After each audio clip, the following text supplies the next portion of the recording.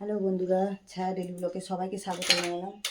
আজকে তো মঙ্গলবার, আর এই রান্নাঘরে চলে এসেছি রান্না করব বলে সব কেটে কুটে নিয়েছি। এখানে করবো বিট ভাজা, করবো বিট আলু ভাজা করবো, কেটে নিয়েছি। সোয়াবিন করবো, ছেলে কাল রাতে বেলা বললো মা সোয়াবিন খাবো, সোয়াবিন করবে, তাই সোয়াবিনও ভিজিয়ে রেখেছি, একটু নুন দিয়ে ভিজিয়ে রেখেছি। বিট ভাজবো আর বেগুনের একটু ঝাল করবো, পোস্ত সর্ষে দিয়ে একটু বেগুনের ঝাল করবো। কুমড়ো ভাতে দেবো, তোমাদের দাদাভাই কুমড়ো ভাতে খেতে ভালোবাসে। কাঁচা লঙ্কা কাঁচা তেল দিয়ে মাখলে না কুমড়োটা ভাতেটা মাখাটা ভালো লাগে খেতে, তা কুমড়ো ভাতে দেবো। আর এই যে দুদিকে দুটো কড়া বসিয়ে দিয়েছি, একদিকে বিট আলু ভাজা বসিয়ে দিই আর একদিকে বেগুনের ঝালটা বানাবো। চল দুদিকে তো তেলও দিয়ে দিলাম, ওদিকে বসিয়ে দিই। বেলা হয়েছে তো শীতের দিনে, তো আর কদিন যা ঠান্ডা পড়েছিল, তবু কাল থেকে একটু ঠান্ডাটা কম আছে। হ্যাঁ, তা ওই জন্য আর গায়ে আর কিছু আজকে চাপা রাখিনি। তা বেলাও হয়েছে, কাজ করছি, গাও গরম হয়ে গেছে। চল রান্নাটা বসিয়ে দিই, দুদিকে কড়া তো বসিয়ে দিলাম, তেলও দিয়েছি। চলো রান্নাটা বসে। চলো বন্ধুরা, তেল তো গরম হয়ে গেছে, ওদিকে বিটটা ভাজবো। ওই জন্য যে কাঁচা লঙ্কা একটা ফোড়নে দিয়েছি আর কালো দিকে ফোড়নে দিয়ে দিচ্ছি, দিয়ে এর মধ্যে জলটা দিয়ে জল ধরাতে দিয়ে দিলাম, দিয়ে দিলাম যদি নুন হচ্ছে চাপা দিয়ে দিলে এটা ভাজা হয়ে যাবে। বিট আলু ভাজাটা বেশ খেতে ভালো লাগে, মিষ্টি মিষ্টি লাগে, বেশ ভালো লাগে খেতে। তো ওদিকে দেখো, তার ওদিকে বেগুনটাও তুলে দিই, ওদিকে তেল দিয়েছি, কড়া গরম হয়ে গেছে। সরু সরু বেগুন এনেছিল, তাই দুখালা করে দিলাম, ওটা ভাজা হোক। এই যে বিট আলু ভাজাটা নুন দিয়ে দিই, নুন দিয়ে একটু চাপা দিয়ে দেবো, দিলে জলে দিয়ে দেবো আর সেদ্ধ হয়ে যাবে। একটু হলুদে দিয়ে দিলাম অল্প করে,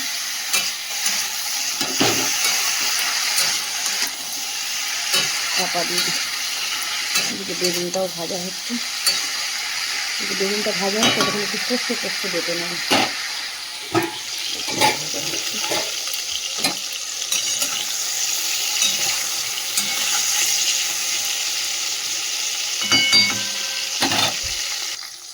চল বন্ধুরা দেখো বেগুনটা তো ভেজে নিয়েছি, তুলে নিই। চল বন্ধুরা বেগুনটা তো তুলে নিলাম ভেজে, এই যে আর একটু তেল দিয়ে দিয়েছি, দিয়ে কালো জিরে ফোড়নে দিই। চল ফোড়নটা তো ভাজা হয়ে গেছে, আর এখানে যে সর্ষে পোস্ত আমি বেটে নিয়েছি কাঁচা লঙ্কা দিয়ে, জল দিয়ে গুলে নিয়েছিলাম, দিয়ে দিলাম। চল এর মধ্যে নুন হলুদ আর একটু জল দেবো অল্প করে, নুন হলুদ দিয়ে দিই। আর এদিকে তো বিট ভাজাটাও হয়ে এসছে, ভাজাটা হয়ে এসছে, হয়ে গেলে এবারে সোয়াবিনটা করবো। আর একটু হবে, হতে থাকুক। চল ঝোলটা তো ফুটছে, এর মধ্যে এই যে অল্প করে একটুখানি হলুদ দিয়ে দিচ্ছি আর একটু নুন দিয়ে দেবো। একটু ফুটিয়ে নিয়ে তারপরে বেগুনটা দিয়ে দেবো। চল ঝোলটা তো ফুটে গেছে, বেগুনটা দিয়ে আর একটু ফোটাবো।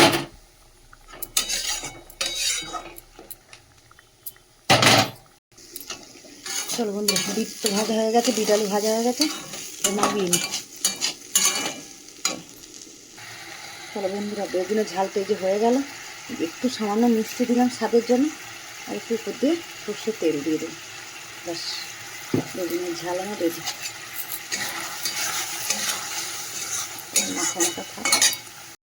চলো বন্ধুরা, বেগুনের ঝাল তো নামিয়ে দিয়েছি, দিয়ে কড়া ধুয়েছি, কড়া বসিয়ে দিয়েছি, সোয়াবিনটা ভেজে নেবো। আর এদিকে ভাতও বসিয়ে দিয়েছি, আজ ছোটো জায়গায় করে ভাত আছে, ভাত আছে মানে ভাত আছে, আর এই যে ছোটো জায়গায় করে ভাত বসিয়ে দিয়েছি।